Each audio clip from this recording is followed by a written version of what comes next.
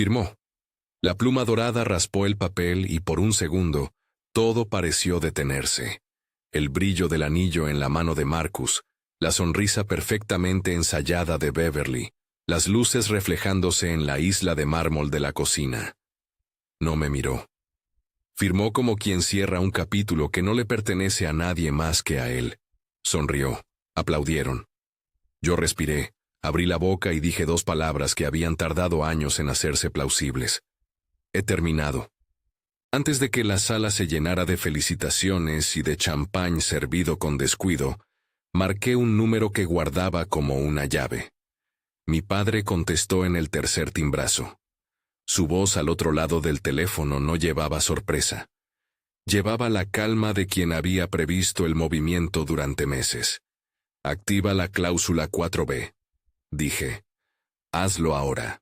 En pocas palabras, un fideicomiso, un mecanismo legal que protege activos, se podría reconfigurar respetando los términos que mi abogado y el suyo habían negociado años atrás. No voy a enseñar ningún atajo ni a convertir esto en un manual.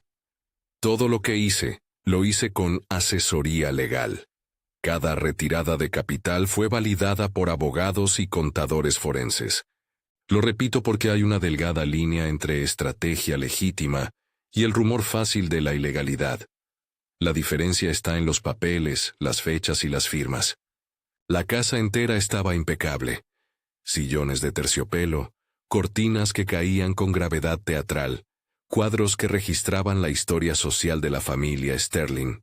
Marcus firmó, se levantó y empezó a recibir felicitaciones vacías. Beverly me rodeó con ese abrazo que intentaba ser maternal, y que en su lenguaje siempre tenía una pizca de propiedad. «Lo lograste, cariño», dijo ella, con ese tono que pretende otorgar mérito donde no lo hay. Mientras tanto, yo miraba el reloj. 20 minutos. Un mensajero interno cruzó el salón con una bandeja de canapés. El sonido de las copas chocando fue una señal más de que aquello era una función pública dentro de nuestra casa. En voz baja, para que solo mi padre y yo lo supiéramos, confirmé el movimiento de activos. Ese día no fue un impulso. Fue el cierre calculado de una operación que llevaba 3 años armándose en silencio. 3 años en los que yo fui la sombra que sostuvo el ego público de Marcus, la que firmaba contratos, la que aprobaba pagos, la que reorganizaba facturas cuando alguien olvidaba una rúbrica. Mi trabajo no tendía a aparecer en las fotos de las inauguraciones. Mi trabajo era el silencio productivo que permitía a otros brillar. Me lo habían dicho a menudo. Nunca harás nada. No lo decían solamente como profecía, lo decían como control. Era una consigna repetida con el tono de quien administra un imperio. Disminuye, acepta, no te entrometas. No imaginaban que, con el tiempo, esas palabras serían el combustible de una voluntad que aprendió a moverse precisamente con la discreción de ellos. Flashback, las reuniones de la mañana, las llamadas a deshoras, los sobrecitos con nombres que nadie preguntaba demasiado. Marcus era el rostro, yo era la maquinaria. A veces firmaba documentos sin leer más que el encabezado porque confiaba en quienes se presentaban como amigos de la familia. A veces me negaron acceso a cuentas bajo la excusa de privacidad. A veces me asignaron la culpa cuando llegaba una auditoría pequeña y me pedían que arreglara las cosas. No todas fueron mentiras. Algunas fueron omisiones y otras cómplices conveniencias. En la fiesta posterior a la firma, la casa olía a cítricos y perfume caro. Los invitados hablaban de futuros proyectos que no iban a ver la luz. Por la ventana, la ciudad se estiraba en un tapiz de luces que no me pertenecía. Me serví una copa y la sostuve sin apuro. Tenía la calma de quien sabe que un movimiento simple puede volcar una partida entera. Comenta desde dónde nos ves. Quiero saber quién está al otro lado ahora mismo. Esa noche hubo cosas que no cambiaron. La charla de los mismos amigos. La actuación de preocupación fingida de mi cuñada Britney, quien siempre supo cómo convertir cualquier insinuación en arma pública. Hubo cosas que sí cambiaron de inmediato. El acceso a varios cheques y cuentas dejó de estar disponible para la familia Sterling. No por capricho mío, porque las condiciones del fideicomiso habilitaban una retraída de capital ante la disolución del matrimonio, y porque mis asesores habían preparado todo hasta el mínimo sello. Repetiré, cada movimiento fue consultado con abogados y contadores externos.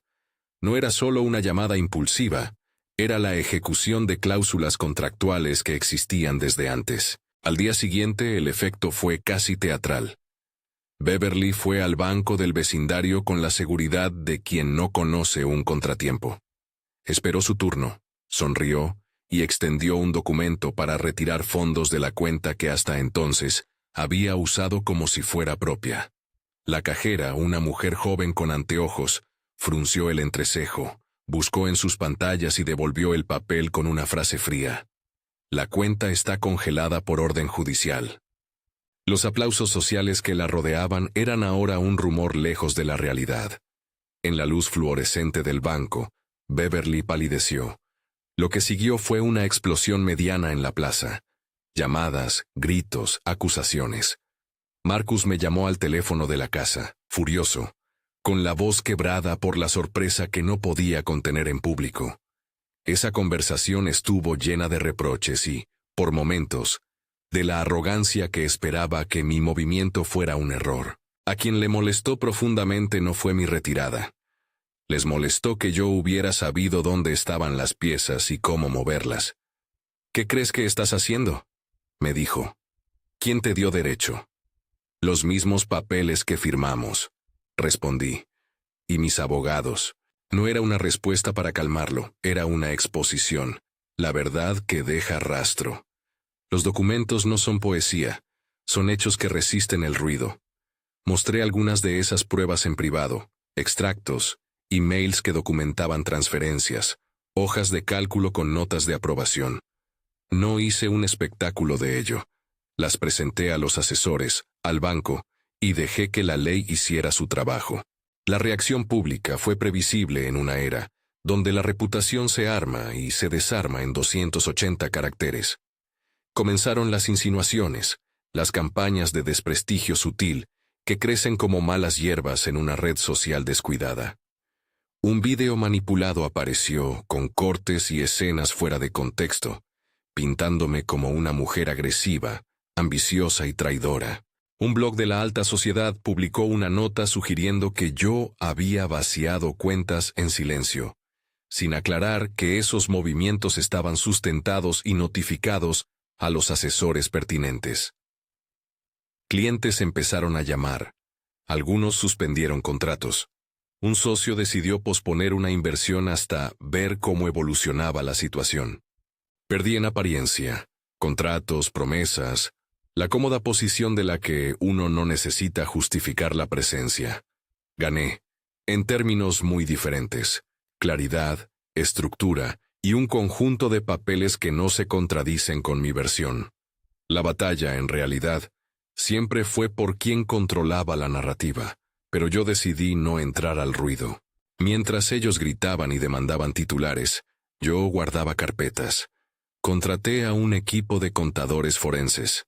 Contabilidad forense, la disciplina que revisa transacciones para detectar irregularidades, y a un investigador privado para reconstruir el flujo financiero y documentar cada pago.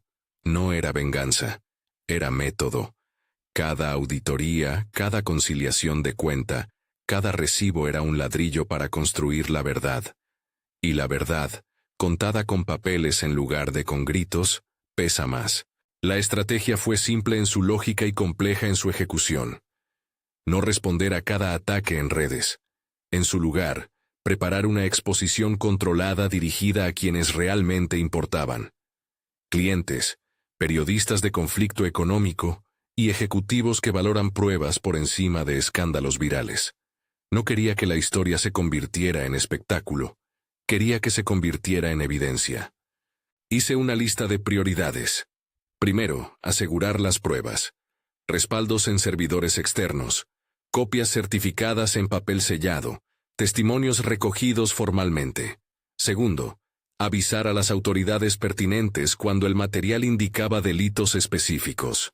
Evasión fiscal, transferencias irregulares, posibles indicios de lavado.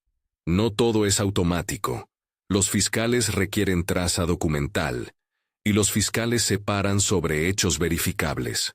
Tercero, diseñar un evento selecto donde divulgaríamos la historia con el rigor de una presentación financiera, pero con la claridad de una narración pública. Lo llamamos internamente la tarde del té. Era una forma de desactivar el ruido con sobriedad. En las semanas que siguieron la firma, mi vida cotidiana se contrajo a detalles minúsculos.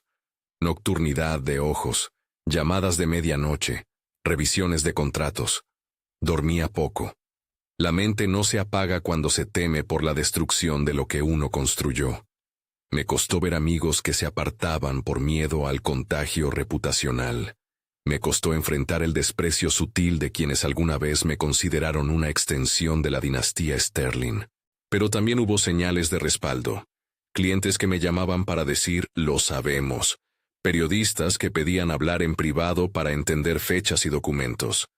No era redención pública todavía. Era la lenta acumulación de aliados que prefieren la verificación a la inmediatez. Hubo, por supuesto, intentos de intimidación.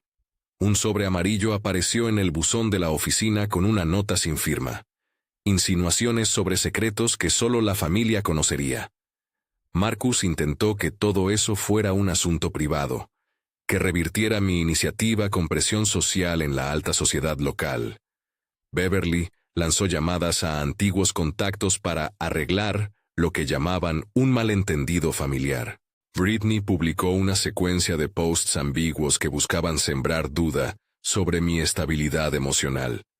Todos los intentos tenían un mismo objetivo: desacreditar los documentos antes que los documentos fueran leídos. No caí en la trampa de entrar al intercambio público de acusaciones. Los mediadores y mis abogados insistieron: la exposición pública tiene que ser medida, no impulsiva. Si respondes con ira en redes, la narrativa queda ahí para siempre. Si la desmontas con papeles, el ruido se queda sin base. La paciencia fue una herramienta estratégica, dura como la piedra, y la ejercí. En paralelo, contacté a periodistas de larga trayectoria a quienes respetaba por su trabajo serio. Les ofrecí acceso controlado a documentos y entrevistas en las que no fui víctima ni verdugo. Fui una ejecutora de hechos. Querían fechas, comprobantes, nombres y pruebas de fondos. Se les dio. No dimos todo en la primera reunión. Dimos lo suficiente para despertar interés y para que hicieran su propio trabajo. Periodismo con rigor es aliado de la ley, no su sustituto. Mientras tanto, en lo personal, hubo noches de dudas. Me pregunté si había dejado heridas más profundas en la familia de las que imaginé. Me pregunté si la reputación que reconstruía valdría el precio humano. Las conversaciones cortadas con mi hermana, la ausencia de llamadas de antiguos mentores, los murmullos en cenas. No hubo respuestas rápidas. La paz que buscaba no era la de que todos me entendieran. Era la de poder dormir sabiendo que, si la historia se miraba con atención, mi versión no era una fábula sino un documento. Llegó el día en que se confirmó. Los contadores forenses encontraron patrones consistentes con financiamiento indebido. No los voy a detallar aquí. No para ocultar, sino porque cuando se trata de evidencias legales, hay protocolos. Lo que puedo decir es que el material fue suficiente para que las autoridades aceptaran abrir una investigación formal. Esa palabra, investigación, cambia la conversación. Ya no era solo la búsqueda de reputación, era la entrada de instancias que investigan, citan, piden documentos oficiales. Con la investigación en curso, configuramos la fase final de exposición pública. Una reunión en la que presentaríamos todos los hechos relevantes ante un público selecto. No sería veneno ni espectáculo, sería una inauguración de una nueva etapa. Planeé, con mis asesores de comunicación, una puesta en escena que dijera más por el orden de los papeles que por fanfarrias. mesas con extractos, proyecciones que mostraban flujos, copias de transferencias y hojas de cálculo que conectaban puntos. Invitaríamos a periodistas que ya habían mostrado interés, a clientes que merecían saber la verdad, y a algunos ejecutivos del sector para que vieran con sus ojos. La elección del lugar fue intencional. Un salón sobrio, luz natural, mesas redondeadas para evitar que el evento pareciera una acusación pública. Lo llamamos mi inauguración. Había cierto placer en la palabra, inaugurar algo nuevo tras cavar en lo que estuvo oculto. Semanas antes de la inauguración, la familia empezó a comportarse con nerviosidad visible. Beverly habló de recuperar la dignidad en entrevistas, mientras que Britney y Darren intentaban minar credibilidad con fotografías fuera de contexto. Marcus, por su parte, se dedicó a preparar su defensa mediática, contratando relaciones públicas para intentar contrarrelatar cualquier filtración.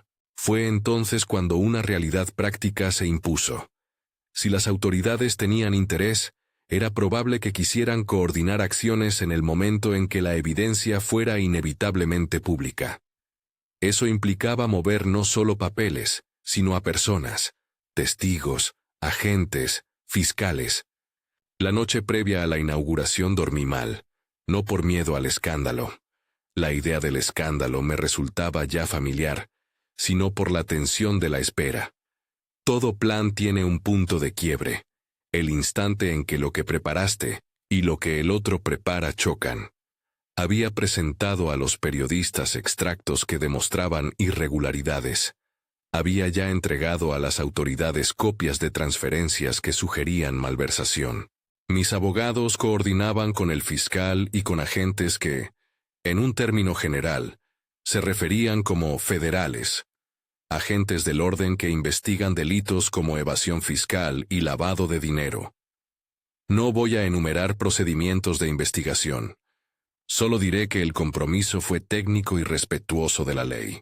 Al llegar al salón para el evento, el espacio olía a flores blancas y lápices nuevos. Las mesas estaban dispuestas con precisión. Había un silencio expectante. Entre los asistentes, noté rostros conocidos y otros que hasta entonces no habían formado parte de mi círculo. Ejecutivos con mirada calculadora, un par de periodistas que miraban con atención, y en una esquina, personas cuya postura no encajaba con el perfil social. Observadores serios con discreta identificación. Los mismos que se presentan cuando la ley toma interés. Sus caras lo dijeron todo, pensé, y no pude evitar medir la ironía de esa sentencia. Mi familia había afirmado durante años que yo no haría nada, que me contentaría con mi papel cómodo. Años después, me veía en un escenario que había diseñado para que la verdad hablara sin gritos.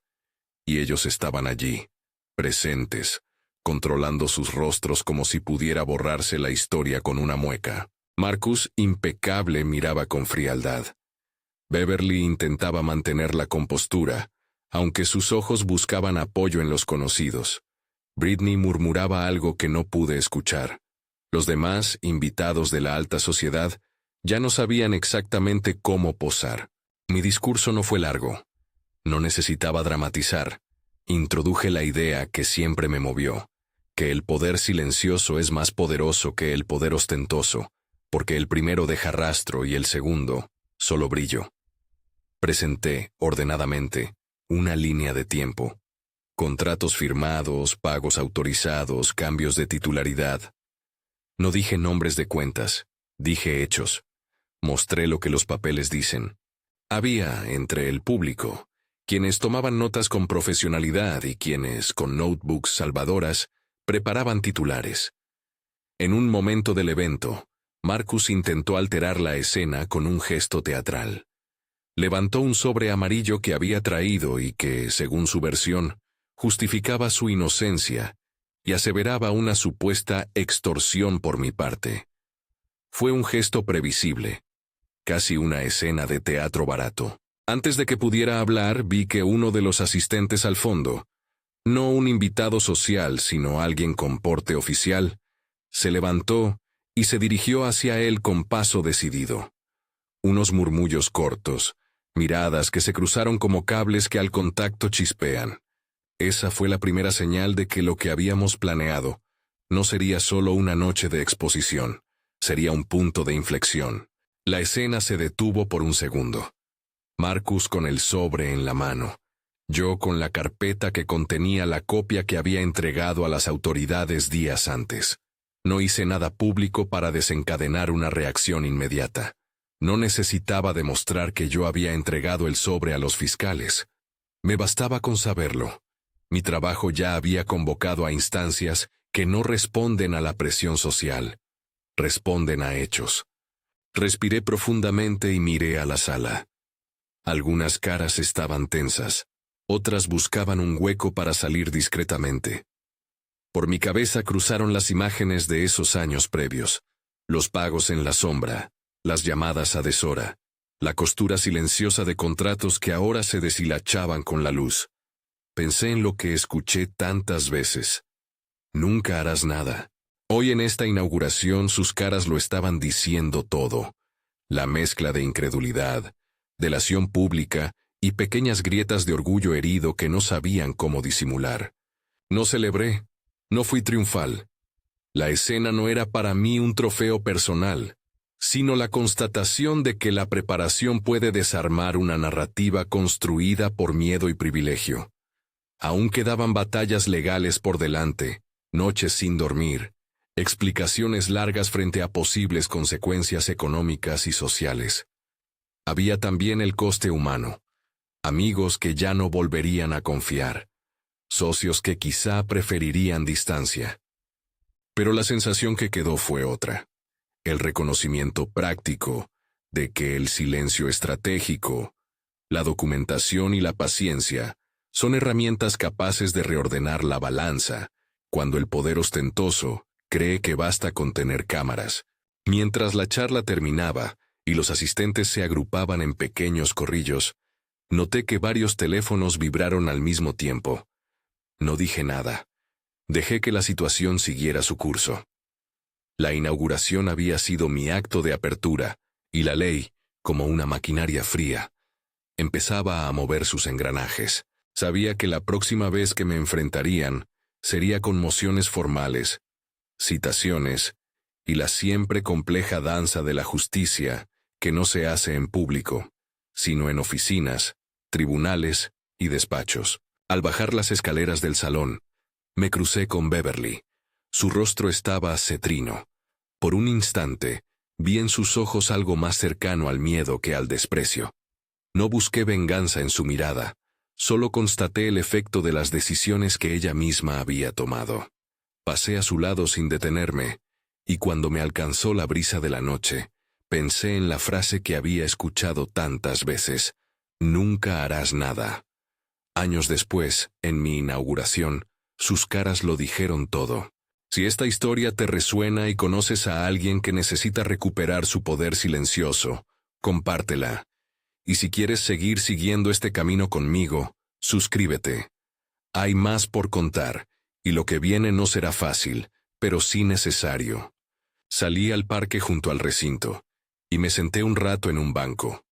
La ciudad seguía su pulso indiferente. Mis manos temblaban apenas, no por el miedo, sino por la descarga de adrenalina que suele seguir a largos periodos de tensión. Pensé en las noches de trabajo, en los contadores que habían cruzado cifras hasta el amanecer, en el investigador privado que me había llamado con una voz grave para decir: «Tenemos nombre, tenemos patrón de transferencia». El ruido mediático no se extinguiría de golpe. La justicia tampoco se movería a la velocidad de los titulares. Había, sin embargo, una certeza. El proceso había arrancado, y yo no estaba sola. No cerraré esto con una conclusión definitiva porque no la hay todavía. La inauguración fue un hito, pero el camino legal exige paciencia y rigor. Lo que sí puedo decir ahora, con la voz más baja y segura, es lo que aprendí en esos años. La fuerza no está en el ruido, sino en la evidencia. La venganza no es el objetivo, la rendición de cuentas sí lo es, y la paz que buscaba no dependía de eliminar adversarios, sino de restablecer la verdad con papeles en la mano. La noche se alargó y, mientras me encaminaba al coche, no pude evitar mirar una última vez hacia la ventana del salón, donde pocos aún conversaban. Sus figuras se recortaban contra la luz. Las caras que antaño me habían negado el derecho a actuar ahora no sabían cómo mirar. En ese silencio, mi mente ya corría hacia la siguiente etapa. Las mociones, las citaciones, la coordinación con los fiscales, y también hacia algo más íntimo. La reconstrucción de un proyecto bajo mi propio nombre, sin cascarones prestados. Afuera, el aire olía a lluvia por venir. Guardé las llaves, abrí la puerta, y me prometí una cosa esencial: no confundir la satisfacción del triunfo temporal con la reconstrucción real. Había ganado una batalla visible. Quedaban por delante las extensas batallas administrativas y personales que no suelen aparecer en portadas. Fue en ese momento, con la lluvia a punto de empezar, que recibí el mensaje corto. Coordinación con fiscales lista para mañana. Prepárate para preguntas. Sabía lo que eso significaba. El siguiente acto ya estaba en marcha, y la calma calculada tendría que sostenerse otra vez. Al amanecer, mientras la ciudad todavía trataba de sacudirse el sueño, sonó de nuevo mi teléfono. El mensaje que había leído la noche anterior se confirmó. Los fiscales querían coordinar las preguntas formales y las citaciones. No era un final. Era el inicio de la parte más administrativa y lenta de todo aquello. Comparecencias, sellos, listas de testigos y la paciencia ininterrumpida que exige un proceso serio. Me preparé como si fuera a un examen que dura meses. Documentos en orden, copias certificadas, cronologías que alguien más todavía podría no creer. La primera mañana de citaciones fue ritual y frío. Llegaron las notificaciones selladas, órdenes de congelación, congelamientos temporales de activos ligados a ciertas empresas, requerimientos de información a bancos y proveedores. En lenguaje coloquial, una orden de congelación impide mover bienes mientras se investiga. Es una medida preventiva para que no se diluyan pruebas ni se rebajen activos que podrían ser reclamados. No entiendo cómo suena berlina y opresiva hasta que es tu nombre en la lista de titulares. Se congelan X cuentas vinculadas a... Marcus fue detenido unos días después de la inauguración. La escena no tuvo la teatralidad que tantas cámaras imaginaron. Fue profesional, eficiente y deprisa. Lo escoltaron fuera del club privado, mientras algunos invitados apenas terminaban de comprender que lo que aquella noche parecía un escándalo social, ahora era un procedimiento penal. Vi la foto en la prensa. Su cara, esa que tantas veces había servido de emblema, empañada por la formalidad de la imagen policial. No celebré. Sentí, eso sí, una extraña combinación de alivio y fatiga. El sistema empezaba a hacer lo suyo. Las primeras semanas siguientes se movieron al ritmo de los despachos y los juzgados. Hubo audiencias preliminares, solicitudes de evidencias, comparecencias donde un juez ordenaba la entrega de emails bajo pena de desacato.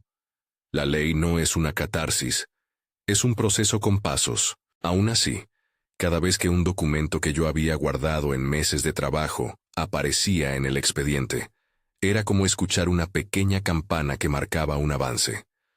A veces era un extracto bancario, otras, una transferencia que conectaba dos nombres que nadie había pensado vincular en público.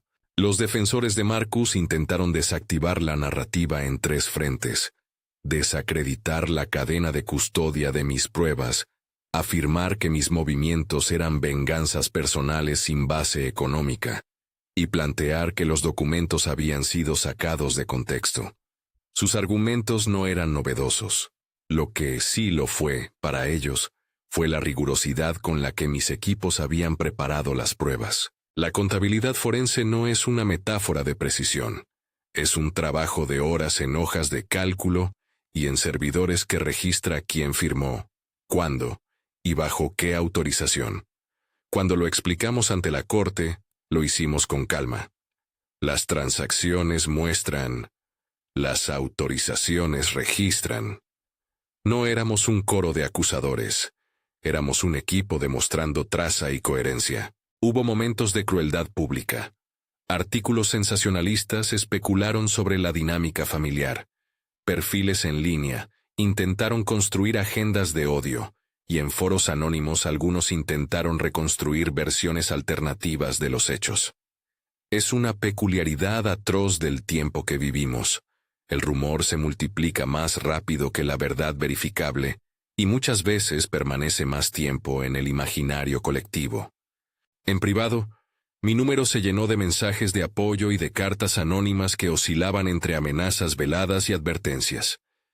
En público, tuve que aprender a ser monológica, la palabra medida y la documentación verificada. La Fiscalía, por su parte, avanzó con perfil técnico. Presentaron peritos contables que explicaron en audiencia las líneas que conectaban pagos, empresas pantalla y beneficiarios finales. Uno a uno, los eslabones que Marcus y su entorno habían usado para revestir operaciones comenzaron a aparecer. Contratos ficticios, facturas infladas, proveedores que eran sociedades de fachada. Aquí es importante simplificar para no agitar temor ni crear manuales. Cuando hablo de sociedades de fachada, me refiero a entidades cuya actividad principal es enmascarar el flujo de dinero, no a empresas legítimas que cumplen con su labor. Los fiscales requerían pruebas claras, auditorías certificadas y testigos dispuestos a declarar sin ambigüedades. Y los testigos llegaron. Algunos eran antiguos empleados que habían manejado cuentas y que, con temor, aceptaron declarar. Otros fueron proveedores que admitieron haber firmado contratos bajo presiones. El investigador privado que había contratado, aquella voz grave que me llamó una tarde con resultados, se convirtió en testigo clave. Su trabajo, reunir documentación, seguir transferencias y compilar entrevistas, permitió armar una narrativa contable que la Fiscalía usó para armar cargos por evasión fiscal y transferencias irregulares. No todo se tradujo inmediatamente en condenas, pero sí en una red que la justicia no pudo ignorar. El impacto social fue rápido y contundente. Beverly, esa matriarca que tanto había confiado en su control social, enfrentó su propio declive en el espejismo que le sostuve siempre. Le llegaron llamadas de antiguos aliados preguntando por sus vínculos. Sus invitaciones dejaron de llegar a los salones más exclusivos, y algunas instituciones asociadas a su nombre clausuraron donaciones pendientes. No estoy celebrando el revés humano, simplemente registrando cómo el capital social es tan frágil como el financiero cuando la ley pone el foco. Britney intentó, con el mismo nervio que había usado para manipular narrativas, desacreditar testigos. Sus intentos se deshilacharon frente a las pruebas documentales. Darren, cuya figura había permanecido en el carril de beneficiario alegre, empezó a ver órdenes de embargo sobre ciertos activos. En paralelo, y pese a la tormenta pública, hubo también ayudas inesperadas. Viejos clientes volvieron con cautela. Algunos inversores de buena fe reconectaron porque valoraban la integridad de los papeles más que el ruido de los titulares. Hubo, además, periodistas que trabajaron con rigor, publicando series de reportajes que explicaban los hechos sin caer en sensacionalismos. Eso importó. Una prensa que busca la verdad contribuyó a que la discusión pública no se quedara exclusivamente en el insulto fácil. Las audiencias avanzaron hacia procesos más formales. En varias de ellas se plantearon negociaciones. La defensa proponía acuerdos, ofrecía entregar ciertos activos a cambio de reducir cargos, y yo, aunque no era la parte que pactaba con la Fiscalía, observaba la dinámica con atención. No me moví de la coordenada que había marcado desde el principio. Mi objetivo no era el castigo por sí mismo, sino la rendición de cuentas que permitiera reconstruir y proteger los activos que eran lícitos y que habían sido usados indebidamente por terceros. La justicia, en su mejor versión, es restaurativa hasta donde permite la ley. En medio de todo eso, hubo un episodio que recuerdo con nitidez por la ironía de los detalles. Una audiencia en la que la defensa intentó cuestionar la autenticidad de cierta autorización de pago.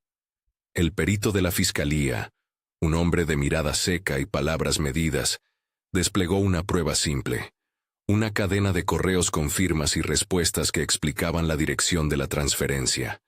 En la sala, la cruda evidencia tocó rostros. La mirada de Beverly se suavizó por un segundo, no en señal de empatía, sino como quien entiende que un tejido se deshace. Conforme avanzaba el proceso, mi vida personal sufrió pérdidas que no calculé del todo.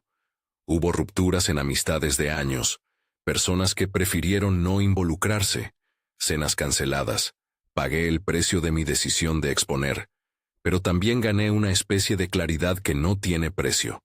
La invitación a construir de nuevo sin disfraces. Empecé a trabajar, en paralelo con el proceso, en la idea que había acariciado durante tanto tiempo. Una firma propia donde la gobernanza, la transparencia y la responsabilidad fueran el cimiento, no la fachada. No lo hice por revancha. Lo hice porque entendí que la autonomía económica es poder, y que ese poder merece revelarse con reglas claras. El proceso judicial no fue una línea recta. Hubo sorpresas, apelaciones y maniobras legales de dilación que consumían tiempo y recursos.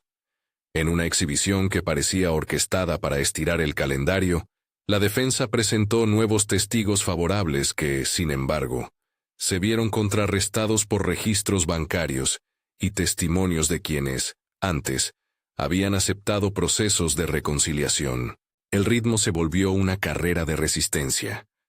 Nuestra mesa de trabajo se centraba en mantener la integridad de las pruebas, en preservar la cadena de custodia y en asistir a la fiscalía con elementos que facilitaran una acusación sólida. Mientras tanto, mi vida profesional no se quedó inmóvil. Puse en marcha la nueva firma con cautela, registré la empresa en mi nombre, creé protocolos internos más estrictos que los del pasado y convoqué a un equipo ético y competente. La idea era sencilla y a la vez ambiciosa. Si alguien me había quitado la posibilidad de actuar con ese nombre en el pasado, ahora mi nombre sería sinónimo de gobernanza. Llamé a algunos clientes para explicarles sin dramatismo. Lo que hacía era reordenar el negocio bajo un esqueleto legal que protegiera a quienes actuaban de buena fe. No fue fácil ganar ese espacio de confianza. Tomé consultorías externas, sometí los procedimientos a auditorías externas, y dejé que la transparencia guiara cada paso. Mientras la empresa crecía, la presión en el entorno de la familia aumentó. Una vez que la fiscalía cerró su investigación preliminar y presentó cargos formales en contra de Marcus, otras ramificaciones surgieron. Algunos de los socios que habían permitido la operación financiera manifestaron su arrepentimiento y se ofrecieron a colaborar con investigaciones internas y a aportar documentos. No todos lo hicieron por altruismo. Algunos lo hicieron para protegerse. Los fiscales, sin embargo, valoran la cooperación si ésta permite resolver la verdad. Al final, la justicia funciona con herramientas que combinan la labor técnica con testimonios que, al romper el silencio, reconstruyen la verdad. El juicio, cuando llegó, fue más largo de lo que imaginé. Meses de audiencias, testimonios y peritajes. En la sala del tribunal, el ritmo se movía entre la tensión propia de la confrontación y la rutina burocrática de registrar declaraciones. Mi intervención fue mínima y medida. Me limité a presentar pruebas y a responder cuando fue necesario sobre fechas y procedimientos. No era una narradora dramática en el estrado. Mi objetivo era colaborar con la verdad. Algunos testigos hablaron en privado de presiones y de miedo. Otros se mostraron inmutables.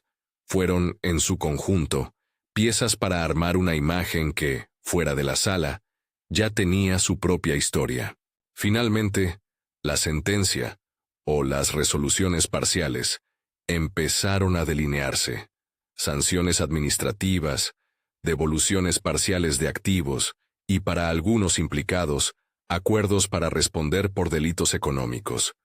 Marcus recibió cargos por evasión y por maniobras que la fiscalía pudo vincular con pruebas sólidas. Beverly y Britney enfrentaron daños reputacionales que derivaron en la pérdida de varias posiciones de influencia social. Darren tuvo que aceptar medidas cautelares sobre bienes a su nombre. No es mi papel celebrar la caída de nadie.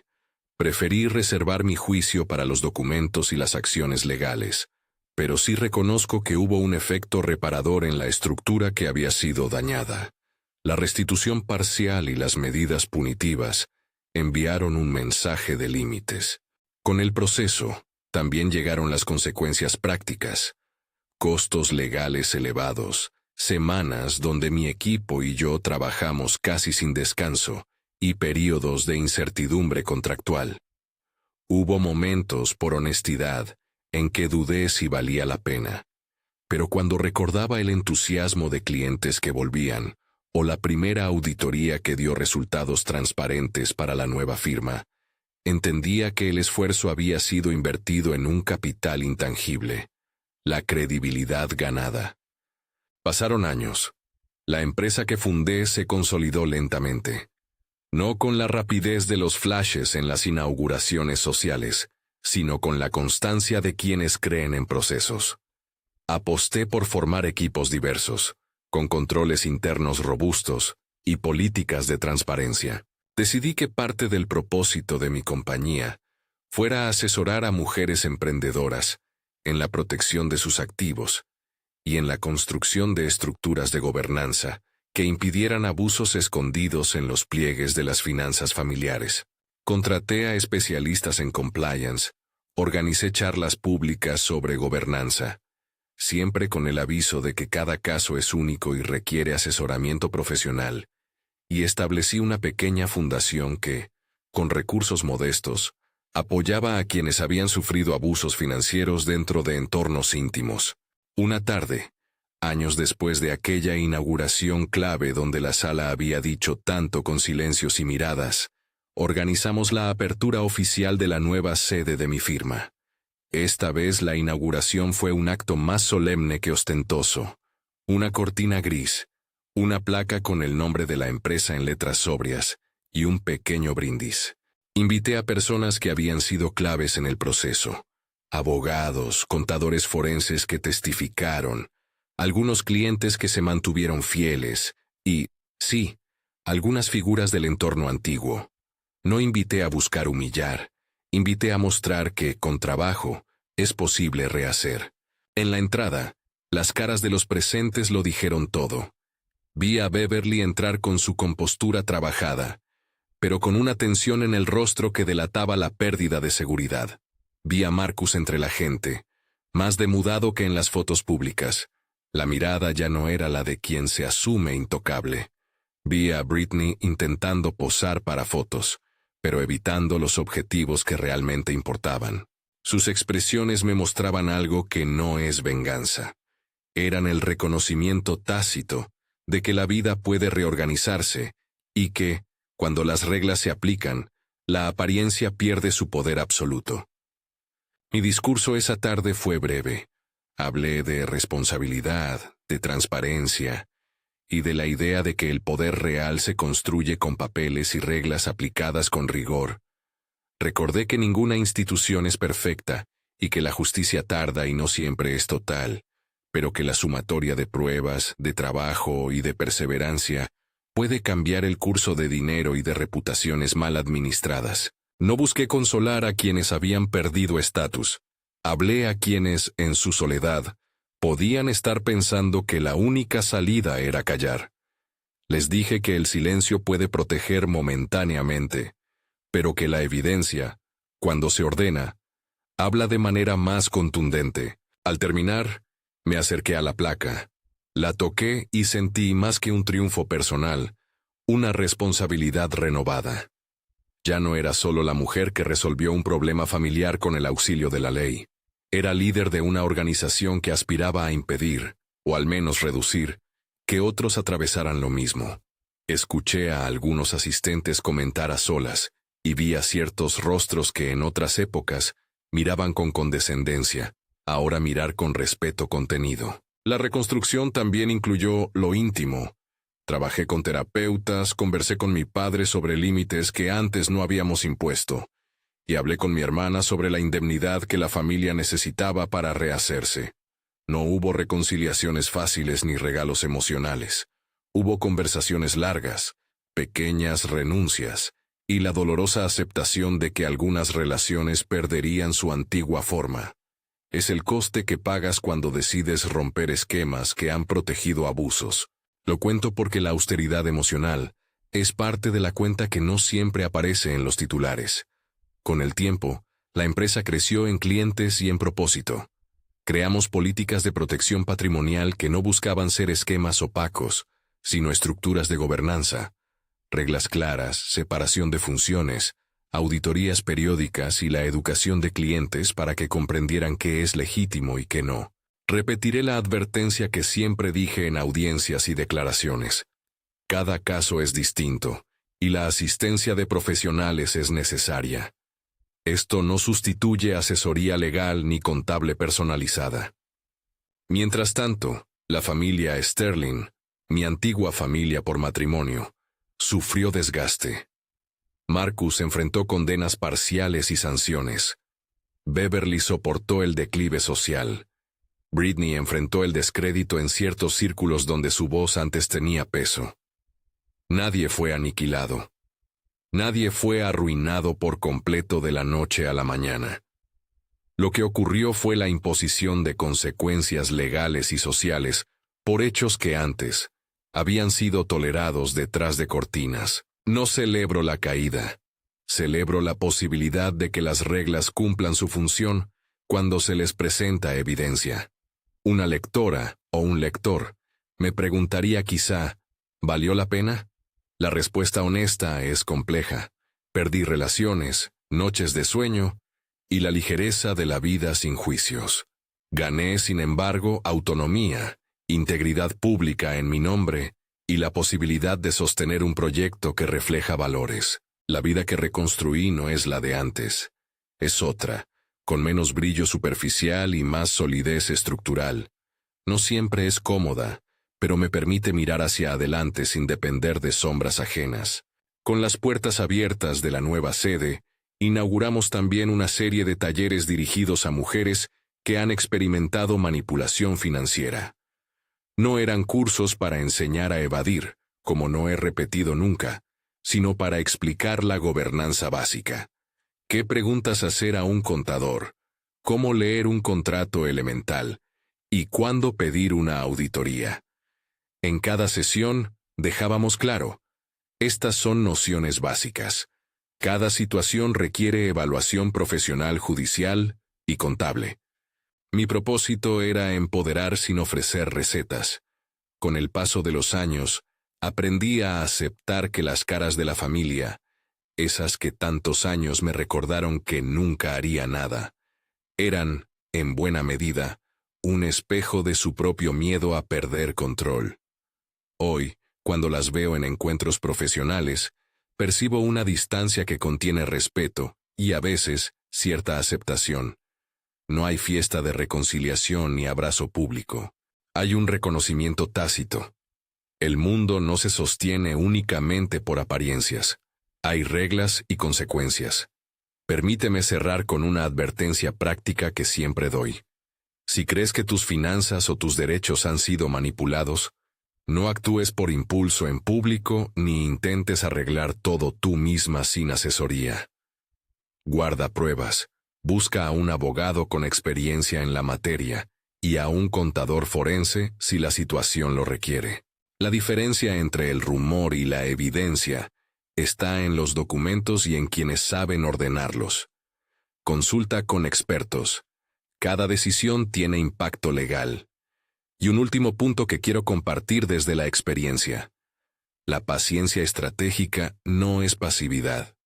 Es trabajo metódico en silencio que, cuando llega el momento, se convierte en autoridad. No siempre es un camino cómodo. No siempre promete justicia completa, pero da herramientas para reconstruir sobre cimientos nuevos. Si esta historia te resuena, si conoces a alguien que haya oído esa frase, nunca harás nada, y necesite verla transformada en posibilidad. Comparte esta historia. Si quieres seguir acompañándome en este camino donde hablamos de justicia real, de gobernanza y de reconstrucción, suscríbete y comparte tu propio testimonio si te atreves. No prometo soluciones instantáneas, pero sí palabras honestas y experiencia de trabajo. Y recuerda, cada caso es distinto. Lo que cuento aquí no sustituye asesoramiento profesional.